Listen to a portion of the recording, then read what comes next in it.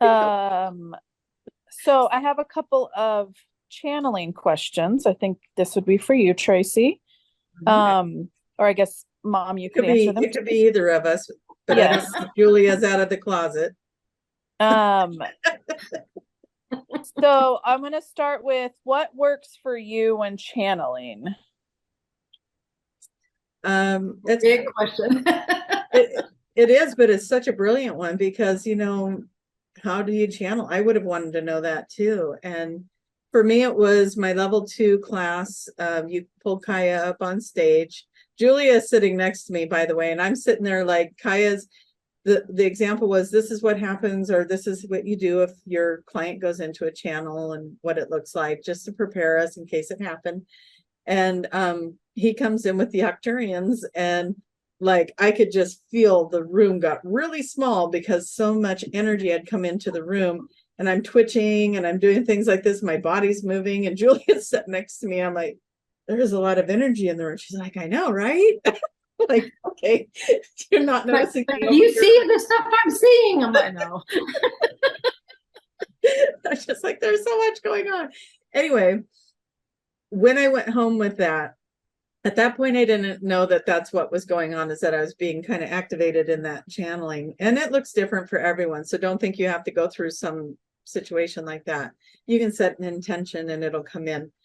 But what I did is I went home. I have my new level 2 status. So I've set up a trade with another practitioner, and it was my turn to go under. And I go to tip back in my cozy little layback position. And all of a sudden, she didn't even have to do anything. They just start talking. Um, but what I remember most about it is it felt like I moved over here and I took the left side, and they moved in over here and took the right side. And I'm very conscious when it's going on, but I'm just allowing that flow. And I could interrupt it. I really could. I could stop it if I wanted to. But it's such a high vibration that it's actually pretty cool when it comes through. I can go about 90 minutes to 2 hours channeling before I'm like, okay, I'm wiped. But then I need a nap. If I go that long, I need a nap. You But really want yeah, it's a lot of energy, but it really just feels like I just kind of step aside and I bring them in, and I just let the words come out. So I think, and I think that maybe that was part of that process of learning QHHT and learning how to connect to the higher self. Mhm. And that, again, that is a channel where you're connecting to your higher self. So if you've done that, you've channeled. Um, Mhm. and it was in that process of learning how to just be allowing for that higher self to come through, and doing a couple sessions like that, that it just really opened that door. And now it's like I just close my eyes and invite them in, and here they are. And it's fast for me now. But anyway, that's my experience. Now, Julia.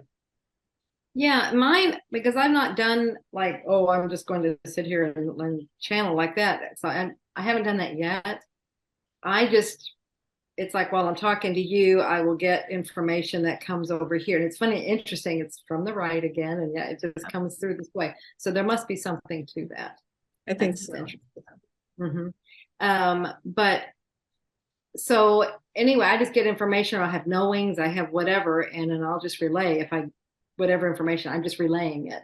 And I promised whenever that I wouldn't touch it with my ego wouldn't touch this. If I get information, I relay it just exactly as I receive it.